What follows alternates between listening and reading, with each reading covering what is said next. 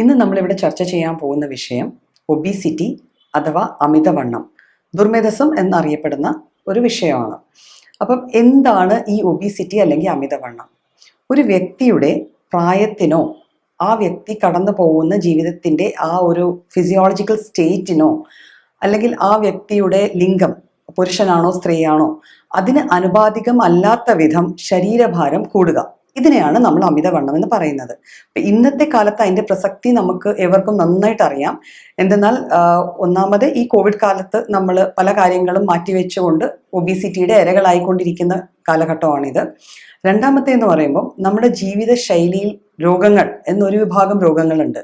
അതായത് hyper tension അല്ലെങ്കിൽ കൂടിയ രക്തസമ്മർദ്ദം, പ്രമേഹം, ഡയബറ്റിസ് അല്ലെങ്കിൽ കൊളസ്ട്രോളിലെ വിഷയങ്ങൾ, തൈറോയ്ഡ് ഇഷ്യൂസ്, ഇവയെല്ലാം ഒരു വിധത്തിൽ അല്ലെങ്കിൽ വേറെ ഒരു വിധത്തിൽ ഒബീസിറ്റി അല്ലെങ്കിൽ അമിതവണ്ണവുമായിട്ട് ബന്ധപ്പെട്ടിരിക്കുകയാണ്. അപ്പം ഒബീസിറ്റിയെ നമുക്ക് എങ്ങനെ അളക്കാം? ഒരു വ്യക്തിയുടെ ഭാരം, ഒരു എക്സാമ്പിൾ പറഞ്ഞാൽ ഒരു 65 കിലോ ആണ്. ഇത് ഒബീസ് ആണോ അല്ലയോ എന്ന് നമുക്ക് എങ്ങനെ നിർണ്ണയിക്കാം? ഇപ്പം അതൊരു പുരുഷനായാൽ 65 ചിലപ്പം അമിതഭാരം ആയിരിക്കണമെന്നില്ല. ഒരു സ്ത്രീക്ക് ചിലപ്പോൾ അമിതഭാരം ആയിരിക്കാം. ഒരു വ്യക്തിയുടെ ഹൈറ്റ്, അയാളുടെ ഏജ്, ഇതിനെയൊക്കെ ഡിപ്പെൻഡ് ചെയ്തിട്ടാണ് നമ്മൾ ഒബീസിറ്റി അളക്കുന്നത്. അപ്പം അതിന് നമുക്ക് ചില സിമ്പിൾ ആയിട്ടുള്ള ചില വീട്ടിൽ തന്നെ ചെയ്യാവുന്ന ചില ഇങ്ങനെ നുറുക്ക് വിദ്യകളുണ്ട്. എങ്ങനെ നമുക്കറിയാം നമ്മൾ ഒബീസ് ആണോ അല്ലയോ എന്ന്? അതായത് ഒരു വ്യക്തിയുടെ ഹൈറ്റ് നമ്മൾ സെന്റിമീറ്റേഴ്സിൽ എടുത്തു കഴിഞ്ഞിട്ട് അതിൽ നിന്ന് 100 മൈനസ് ചെയ്ത് കഴിഞ്ഞാൽ എന്താണോ കിട്ടുന്നത് ആ സംഖ്യയിൽ നിന്ന് 2-3 കിലോ അപ്പുറോ ഇപ്പുറോ ആയാൽ നമ്മുടെ വെയിറ്റ് ഓക്കെ വെയിറ്റ് ആണ്. പക്ഷെ ഇതൊരു വേഗമായിട്ടുള്ള ഒരു അളവാണ്, അല്ലെ വേഗമായിട്ടുള്ള ഒരു മെഷർമെന്റ് ആണ്. നമ്മൾ മെഡിക്കൽ ടേംസിൽ പറയുമ്പോൾ ഇതിന് കുറച്ചുകൂടെ പ്രെസിഷൻ വരണം. അതിനാണ് നമ്മൾ BMI അല്ലെങ്കിൽ ബോഡി മാസ് ഇൻഡെക്സ് എന്ന് പറയുന്ന ഒരു അളവുകോൽ ഉപയോഗിക്കുന്നത്. എന്താണ് ഈ body mass index? Body mass index പോലെ തന്നെ വേറെ കുറേ ക്രൈറ്റീരിയയും കൂടെ ഉണ്ട്. പക്ഷെ ബോഡി മാസ് ഇൻഡെക്സ് കുറച്ചുകൂടെ സിമ്പിൾ ആണ്. അതായത് നമുക്ക് നമ്മുടെ വെയിറ്റ് കിലോഗ്രാമിൽ എവിടെന്നെങ്കിലും എടുക്കാം. നമ്മുടെ പലചരക്ക് കടകളിലോ പച്ചക്കറി കടകളിലോ ഉള്ള വെയിങ് മെഷീൻ, അല്ലെങ്കിൽ ഇപ്പം മിക്ക വീടുകളിലും വെയിങ് മെഷീൻ ഉണ്ട്. അപ്പോൾ ഈ വെയിങ് മെഷീനിൽ നമ്മുടെ ഭാരം കിലോഗ്രാമിൽ എടുത്തു കഴിഞ്ഞാൽ ഈ ഭാരത്തെ നമ്മളുടെ ഹൈറ്റ്, മീറ്റേഴ്സിൽ എടുക്കുന്ന ഹൈറ്റ് കൊണ്ട് 2 പ്രാവശ്യം ഹരിക്കുക, ഡിവൈഡ് ചെയ്യുക. അതായത് BMI എന്ന് പറയുന്നത് weight in kilogram divided by height in metre square. അപ്പൊ അതിൽ നിന്ന് നമുക്കൊരു വാല്യൂ കിട്ടും. ഈ വാല്യൂവിൽ നിന്നാണ് നമ്മൾ ഒരു വ്യക്തിയുടെ ഒബീസിറ്റിയുടെ അളവെടുക്കുന്നത്. അതായത് ഒരു വ്യക്തി 18.9 എന്ന BMI ഉള്ള ഒരാളാണെങ്കിൽ അയാൾ നോർമൽ വെയിറ്റിന്റെ ബ്രിമ്മിലാണ്, അതിൽ താഴെയുള്ളത് അണ്ടർ വെയിറ്റ് ആണ് കേട്ടോ. ഈ 18.9 നിന്ന് പിന്നെ 19 മുതൽ 24.9 വരെയുള്ള വെയിറ്റ് നോർമൽ വെയിറ്റ് ആണ്. അപ്പൊ നമ്മൾ നമ്മുടെ BMI നോക്കി ഈ ഒരു റേഞ്ചിലാണ് നമ്മുടെ BMI എങ്കിൽ നമ്മൾ ഒരിക്കലും ഒരു അമിതവണ്ണത്തിലേക്കോ ഒബീസിറ്റിയിലേക്കോ പോകുന്നില്ല എന്ന് നമുക്ക് ഉറപ്പായിട്ട് ഇരിക്കാം. അതേസമയം ഇത് 25 മുതൽ 29.9 വരെ എത്തുവാണെങ്കിൽ അത് നമ്മൾ ഓവർ വെയിറ്റ് ആണ്, ഒബീസ് ആയിട്ടില്ല. ഇതുകൊണ്ട് നമുക്ക് രോഗങ്ങൾ വരണമെന്നില്ല, പക്ഷെ ചെറിയ ചെറിയ അസ്വാസ്ഥ്യങ്ങൾക്കുള്ള തുടക്കം ചിലപ്പം ഈ ഓവർ വെയിറ്റ് കാറ്റഗറിയിൽ നമുക്ക് ഉണ്ടായേക്കാം. ഈ ഒരു കാറ്റഗറിയാണ് നമുക്ക് ഏറ്റവും സേഫ്, നമുക്ക് നമ്മുടെ വെയിറ്റ് കറക്റ്റ് ചെയ്ത് നോർമലിലേക്ക് എത്തിക്കാൻ പറ്റുന്ന ഒരു കാറ്റഗറി. ഇത് കഴിഞ്ഞുള്ളത്, അതായത് 30 മുതൽ 35 എന്ന് പറയുമ്പോൾ നമ്മൾ ഒബീസ് എന്ന കാറ്റഗറിയിലേക്ക് വരുവാണ്. അതും കഴിഞ്ഞ് കൂടി 40 വരെ ഉള്ളത് സിവിയർ ഒബീസിറ്റി, അല്ലെങ്കിൽ ഉറപ്പായിട്ടും അസുഖങ്ങൾ അതിൻ്റെ കൂടെ ഉണ്ട് എന്ന് നമുക്ക് തീരുമാനിക്കാവുന്ന ഒരു BMI ആണ് ഈ 40 വരെയുള്ള BMI. അതിന് മേലിൽ നിന്ന് പറയുന്നത് മോർബിഡ് ഒബീസിറ്റി, അല്ലെങ്കിൽ ഒരു അസുഖമായി മാറിയിരിക്കുന്ന ഒബീസിറ്റി. അവിടെ ഒബീസിറ്റി തന്നെ ഒരു അസുഖമാണ്, വേറെ അസുഖങ്ങളുടെ ആവശ്യം അക്കൂടെ നമുക്ക് ഉണ്ടാവുന്നില്ല. അപ്പൊ ഇങ്ങനെയാണ് നമ്മൾ BMIന്റെ ബേസിസിൽ നമ്മൾ ഒബീസ് ആണോ അമിതവണ്ണക്കാരാണോ അല്ലയോ എന്ന് തീരുമാനിക്കുന്നത്. ഇനി എന്തൊക്കെയാണ് അമിതവണ്ണത്തിന് കാരണങ്ങൾ? നമ്മൾ അമിതവണ്ണമുള്ള ഒരു വ്യക്തിയെ കാണുകയോ ഒരു ഓവർ വെയിറ്റ് ആയിട്ടുള്ള ഒരാൾ നടന്നു പോവുകയോ, അപ്പൊ നമ്മുടെ ഫസ്റ്റ് കമന്റ് എന്താണ്? ഭക്ഷണം കഴിക്കുമ്പോൾ സൂക്ഷിച്ച് കഴിക്കണം. ശരിയാണ്, ഭക്ഷണം ഇതിനൊരു വലിയ ഘടകം തന്നെയാണ്. പക്ഷെ ഭക്ഷണം മാത്രം ഒരിക്കലും ഒബീസിറ്റി അല്ലെങ്കിൽ അമിതവണ്ണത്തിന്റെ കാരണമായി മാറുന്നില്ല. ഭക്ഷണം മാത്രം ആവാനാണെങ്കിൽ നമ്മൾ കാണാറുണ്ട്, ഈ വണ്ണം കൂടിയുള്ള വ്യക്തികളുടെ ഭക്ഷണ രീതി കണ്ടാൽ നമ്മൾ അതിശയിച്ചു പോകും. പലരും പറയാറുണ്ട്, ഒരു പിടി ചോറേ ഞാൻ കഴിക്കുന്നുള്ളൂ, അല്ലെങ്കിൽ ഒരു ഇച്ചിരി ഭക്ഷണമേ കഴിക്കുന്നുള്ളൂ, എന്നിട്ട് വെള്ളം കുടിച്ചാൽ പോലും ഞാൻ വണ്ണം വെക്കുന്നു. അപ്പൊ അതുകൊണ്ട് ഭക്ഷണം മാത്രം ഒരിക്കലും ഒരു വ്യക്തിയുടെ വണ്ണത്തിനോ അമിതവണ്ണത്തിനോ ഈ ഒബീസിറ്റി എന്ന അവസ്ഥയ്ക്കോ കാരണമാകുന്നില്ല. അതിൻ്റെ കൂടെ വേറെ കുറേ ഘടകങ്ങളും കൂടെ നമുക്ക് കൂട്ടിച്ചേർക്കാവുന്നതാണ്. ഒരു വ്യക്തിയുടെ ജീവിതശൈലി, ഏത് വിധത്തിലാണ് അയാളുടെ ഒരു ദിവസം ദിവസം കഴിച്ചു കൂട്ടുന്നത്. എത്രമാത്രം ആ ശരീരം വ്യായാമങ്ങൾ അല്ലെങ്കിൽ എക്സസൈസസ് ചെയ്യുന്നുണ്ട്. ഇപ്പം എക്സസൈസസ് ഒരു ചിട്ടയായിട്ട് ചെയ്യുന്ന ആൾക്കാർ നമ്മുടെ സൊസൈറ്റിയിൽ ഒരു 30-40% ആൾക്കാർ മാത്രമേ ഉള്ളൂ. പിന്നെ സ്ത്രീകൾ മിക്കവരും പറയാറുണ്ട്, ഞാൻ വീട്ടിൽ ചെയ്യുന്ന ജോലികൾ തന്നെ ഒരു എക്സസൈസിന് മേലിലാണ്, അതിലും കൂടുതൽ ജോലികൾ ഞാൻ വീട്ടിൽ ചെയ്യുന്നുണ്ടെന്ന്. പക്ഷേ നമ്മൾ ഈ വീട്ടിൽ ചെയ്യുന്ന ജോലികൾ ഒരിക്കലും ഒരു എക്സസൈസ് അല്ലെങ്കിൽ ഒരു വർക്കൗട്ടിന്റെ കാറ്റഗറിയിൽ കൂട്ടാൻ പറ്റില്ല. പണ്ട് കാലത്ത് പറ്റുമായിരുന്നു. അതായത് തുണി അലക്കുക, കല്ലിൽ അലക്കുക, കല്ലുകൊണ്ട് അമ്മിക്കല്ല് ഉപയോഗിച്ച് അരയ്ക്കുക, അരിയും ഉഴുന്നും അരയ്ക്കുക, ഈ വക കാര്യങ്ങൾ എല്ലാം നമ്മുടെ ശരീരത്തെ ആയാസപ്പെടുത്തി ചെയ്തിട്ടിരുന്ന വീട്ടുജോലികളായിരുന്നു. ഇന്ന് ശരിക്കും പറഞ്ഞാൽ നമ്മൾ വെള്ളം കോരുക പോലും ഇല്ല അല്ലെ, കപ്പി ഉപയോഗിച്ച് ഒരു കിണറ്റിൽ നിന്ന് വെള്ളം കോരുക അതുപോലും ഇല്ല. അപ്പൊ ആ ഒരു അവസ്ഥയിൽ നമ്മുടെ ജീവിതശൈലി മാറിയിരിക്കുന്നത് കൊണ്ട് നമ്മൾ വീട്ടിൽ ചെയ്യുന്ന ജോലികൾ ഒരിക്കലും നമുക്ക് എക്സസൈസസ് ആയിട്ട് കൂട്ടിയെടുക്കാൻ പറ്റില്ല. അതുകൊണ്ട് എക്സസൈസസിന്റെ കുറവ് പലപ്പോഴും നമ്മളെ അമിതവണ്ണത്തിലേക്ക് നയിക്കാറുണ്ട്. പിന്നെ ഞാൻ ആദ്യം പറഞ്ഞ ഭക്ഷണം എന്ന് പറഞ്ഞപ്പോൾ അവിടെയും കുറെ വ്യത്യാസങ്ങൾ വന്നിട്ടുണ്ട്. ഇപ്പൊ നമ്മുടെ ശൈലിയിൽ വന്ന വ്യത്യാസങ്ങളുടെ ഭാഗമായിട്ട് നമ്മൾ എല്ലാവരും പ്രോസസ്ഡ് ഫുഡ്, അതായത് ഭക്ഷണം എങ്ങനെ നമുക്ക് പ്രകൃതിയിൽ നിന്ന് കിട്ടുന്നോ ആ രീതിയിലല്ല അതെടുക്കുന്നത്. അതിനെ പല വിധത്തിൽ പ്രോസസ്സ് ചെയ്ത് പല രീതിയിലാക്കിയിട്ടാണ് എടുക്കുന്നത്. ശീതള പാനീയങ്ങൾ അല്ലെ, നമ്മൾ സ്പ്രൈറ്റ്, കൊക്കക്കോളയൊക്കെ മിക്ക ഫ്രിഡ്ജുകളിലും സേഫ് ആയിട്ടുണ്ട്. അപ്പൊ ആ വിധത്തിലെ സാധനങ്ങൾ, മധുരം അമിതമായി ചേരുന്ന, പഞ്ചസാരയുടെ അളവ് വല്ലാണ്ട് കൂടി ചേരുന്ന സാധനങ്ങൾ, ബേക്കറി ഐറ്റംസ്, ബിസ്ക്കറ്റ്സ്, ഇതൊക്കെ നമ്മുടെ അടുക്കളയിൽ നിന്ന് ഒഴിയാത്ത സാധനങ്ങളായി മാറിയിരിക്കുവാണ്. നാച്ചുറൽ ഫുഡ് കുറവാണ്. അപ്പൊ ആ വിധത്തിലുള്ള ഫുഡ് ശീലമാക്കുന്നതും പലപ്പോഴും ഒബീസിറ്റിക്ക് മെയിൻ കാരണമായി മാറുകയാണ്. ഇപ്പൊ കുട്ടികളിൽ കാണുന്ന അമിതവണ്ണത്തിന്റെ ഒരു പ്രധാന കാരണം ബേക്കറി ഫുഡ് ബേസ്ഡ് അടുക്കളയാണ്. പലപ്പോഴും മാഗി, നൂഡിൽസ് ആയിരിക്കും ബ്രേക്ക്ഫാസ്റ്റ് അല്ലെ, കെല്ലോഗ്സ് അതായിരിക്കും ചിലപ്പോൾ ഒരു ടീ ടൈം സ്നാക്ക്. അപ്പൊ ഈ രീതിയിൽ പോകുന്ന ഒരു കാര്യം കൊണ്ടാണ് പലപ്പോഴും നമ്മൾ അമിതവണ്ണത്തിന് ഇരയായി പോകുന്നത്. ഇത് കൂടാതെ എന്തൊക്കെ ഉണ്ടാവാൻ കാരണങ്ങൾ? അതായത് നമ്മുടെ ശരീരത്തിൽ കുറച്ച് ഹോർമോണുകളുണ്ട്, കുറച്ച് ഗ്രന്ഥികളുണ്ട്, എൻഡോക്രൈൻ ഗ്രന്ഥികൾ എന്ന് പറയും. ഈ എൻഡോക്രൈൻ ഗ്രന്ഥികൾ ഉണ്ടാക്കുന്ന ഹോർമോൺസ് ഡയറക്ട്ലി നമ്മുടെ ബ്ലഡിലേക്ക് റിലീസ് ചെയ്യപ്പെടുകയാണ് ചെയ്യണത്. അപ്പൊ അങ്ങനെ റിലീസ് ചെയ്യപ്പെടുന്ന ഹോർമോൺസ് ആയതുകൊണ്ട് അത് നമ്മുടെ ശരീരത്തിലെ എല്ലാ അവയവങ്ങളിലും നന്നേ ഒരു എഫക്റ്റ് ഉണ്ടാക്കുന്നതാണ്.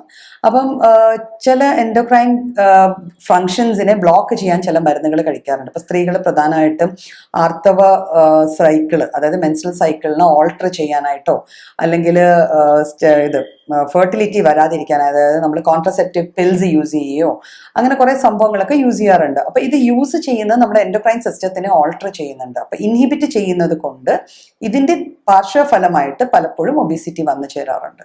പിന്നെ ഇത് കൂടാതെ ചില മരുന്നുകളുടെ കൃത്യമായ ഉപയോഗങ്ങൾ, ഇപ്പൊ ചില ഡയബറ്റിസിന് ഉപയോഗിക്കുന്ന ചില മരുന്നുകൾ, അല്ലെങ്കിൽ PCODക്ക് ഉപയോഗിക്കുന്ന ചില മരുന്നുകൾ, അല്ലെങ്കിൽ നമ്മൾ എപ്പിലെപ്സി, അതായത് കോട്ടിന്റെ അസുഖമുള്ള ആൾക്കാർ കൃത്യമായി ഉപയോഗിക്കുന്ന മരുന്നുകൾ, ഉറക്കമില്ലായ്മ, ഡിപ്രഷൻ അല്ലെങ്കിൽ വേറെ മാനസിക ആരോഗ്യ പ്രശ്നങ്ങൾക്ക് ഉപയോഗിക്കുന്ന ചില മരുന്നുകൾക്ക് നമ്മളെ ഒബീസ് ആക്കാനുള്ള ഒരു ടെൻഡൻസി ഉണ്ട്. അപ്പൊ ഒരു വിധത്തിൽ പറഞ്ഞാൽ ഈ മരുന്നുകളും നമ്മളെ ഒബീസിറ്റിയിലേക്ക് നയിക്കുന്ന ഒരു കാരണമായി മാറുകയാണ്. പിന്നെ ഇത് കൂടാതെ ചില അസുഖങ്ങൾ എന്ന് പറയുമ്പം ഈ അസുഖങ്ങളും ഒബീസിറ്റി ആയിട്ട് ഒരു പ്രത്യേകതര ബന്ധമാണുള്ളത്.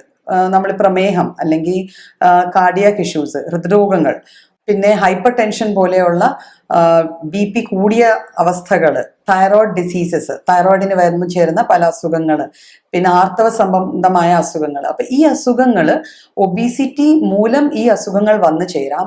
അതേപോലെ തന്നെ ഈ അസുഖങ്ങൾ ഉള്ളത് കൊണ്ട് അമിതവണ്ണം അല്ലെങ്കിൽ ഒബീസിറ്റി കൂടുകയും ചെയ്യാം. അപ്പൊ ഇതിനെ നമ്മളൊരു വിഷ്യസ് സൈക്കിൾ എന്നാ പറയുക. അതായത് ഒന്നിലേക്ക് നയിക്കുകയും ആ ഒന്ന് വീണ്ടും ആദ്യത്തെ ഒന്നിലേക്ക് നയിക്കുകയും അങ്ങനെ ഈ സൈക്കിൾ വലുതായി നമ്മൾ ഈ രോഗത്തിന് അടിമയാകുകയും ചെയ്യും, നമ്മുടെ അമിതവണ്ണം കൂടി വരികയും ചെയ്യും. അപ്പൊ ഇതൊക്കെയാണ് ഒബീസിറ്റിക്കുള്ള കാരണങ്ങൾ. അപ്പൊ ഈ അസുഖങ്ങൾക്കൊക്കെ നമുക്ക് എന്തിനും പരിഹാരം ഉള്ളതുപോലെ തന്നെ ഒബീസിറ്റിക്ക് നമുക്ക് പരിഹാരങ്ങളുണ്ട്. പ്രിവെൻഷൻ ആണ് എപ്പോഴും നല്ലതെങ്കിലും നമുക്ക് പരിഹരിക്കാൻ തക്ക ലിമിറ്റേഷനിൽ പല കാര്യങ്ങൾ ചെയ്ത് നമുക്ക് ഒബീസിറ്റിയെ ഹാൻഡിൽ ചെയ്യാൻ പറ്റുന്നതാണ്. അപ്പൊ എങ്ങനെ നമുക്ക് ഹാൻഡിൽ ചെയ്യാം? അപ്പൊ പലരുടെയും പലതരം ഡയറ്റുകൾ, ഇപ്പൊ ഈ കഴിഞ്ഞിടക്ക് ഒരു വാർത്തയിൽ ഒരു വലിയ വാർത്തയായ ഒരു സംഭവം സംഭവമാണ് ഒരു പ്രത്യേകതരം ഡയറ്റ്, അതായത് കീറ്റോ ഡയറ്റ് കഴിച്ച് ഒരു സ്ത്രീ മരണമടഞ്ഞു എന്ന്. അപ്പൊ ഈ ഡയറ്റിംഗ് എന്ന് പറയുമ്പോൾ ഒരിക്കലും ഒബീസിറ്റിക്ക് വേണ്ടി നമ്മൾ റിഗറസ് ആയിട്ടുള്ള ഡയറ്റിംഗ്, ആരെങ്കിലും എന്തെങ്കിലും പറഞ്ഞു എന്ന് പറഞ്ഞാൽ അതിലേക്ക് എടുത്തു ചാടി വണ്ണം കുറയ്ക്കാനുള്ള ശ്രമം നടത്താൻ പാടില്ല. ഇത് ഒരു ചിട്ടയായ രീതിയിൽ മാത്രമേ നമുക്ക് അമിതവണ്ണം കുറയ്ക്കുകയും അത് മെയിൻറ്റെയിൻ ചെയ്യുകയും ചെയ്യാൻ പറ്റാറുള്ളൂ.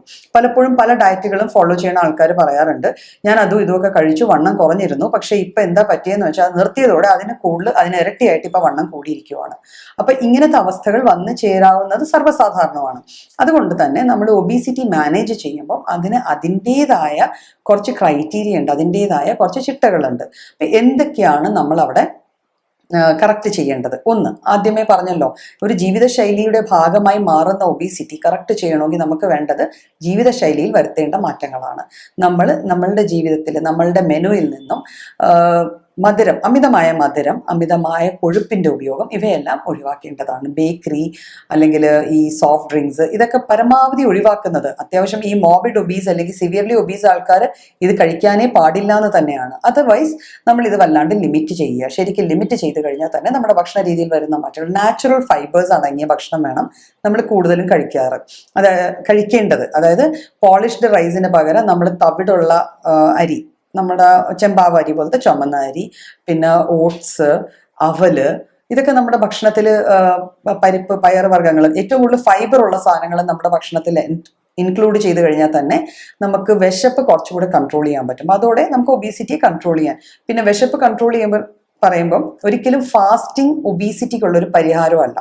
അതെപ്പോഴും മനസ്സിൽ കാണുക. ബിക്കോസ് ഫാസ്റ്റിങ്ങിൽ പോയി കഴിഞ്ഞാൽ നമ്മുടെ ശരീരത്തിന് ഒരു പ്രത്യേകതയുണ്ട്. നമ്മുടെ ശരീരം എപ്പോഴും സെൽഫ് പ്രിസർവിങ്, അതായത് ശരീരത്തെ രക്ഷപ്പെടുത്താനുള്ള ശ്രമങ്ങൾ നടത്തുന്ന ഒരു സംഭവമാണ് നമ്മുടെ ശരീരം. നമ്മളെക്കാളും കുറച്ചുകൂടെ ഇന്റലിജന്റ് ആണ്. അപ്പൊ നമ്മൾ ഫാസ്റ്റിംഗ് എടുത്തു കഴിയുമ്പോൾ ശരീരം അങ്ങ് സ്റ്റാവേഷൻ മോഡിൽ പോകും. അതായത് ആ മോഡിലേക്ക് പോയി കഴിഞ്ഞാൽ ശരീരത്തിന് വലിയ ചെലവഴിക്കില്ല, എനർജി ചെലവഴിക്കൽ കുറയും. അതോടെ നമ്മൾ ഡള്ളായി, നമുക്ക് ക്ഷീണം, തളർച്ച, നമ്മൾ ചെയ്യുന്ന ജോലികൾ പ്രോപ്പറായിട്ട് ചെയ്യാൻ പറ്റാണ്ട് വരിക, ഇങ്ങനെയൊക്കെ ഉണ്ടാവും. സോ ഒരിക്കലും ഫാസ്റ്റിങ്ങും ഒബീസിറ്റിക്കുള്ള ഒരു മാനേജ്മെന്റ് അല്ല. പിന്നെ എന്താണ് ഒബീസിറ്റിക്ക് ഫുഡ് വൈസ് ഉള്ള മാനേജ്മെന്റ്? നമ്മൾ ശരിക്കും ബാലൻസ്ഡ് ആയിട്ടുള്ള, അതായത് സമീകൃതമായിട്ടുള്ള ഒരു ആഹാരമാണ് ഒബീസിറ്റി മാനേജ്മെന്റിനും എടുക്കേണ്ടത്. അതിൽ പാലിക്കേണ്ട ചില നിയമങ്ങളുണ്ട്. കൃത്യസമയത്ത് ഭക്ഷണം കഴിക്കുക.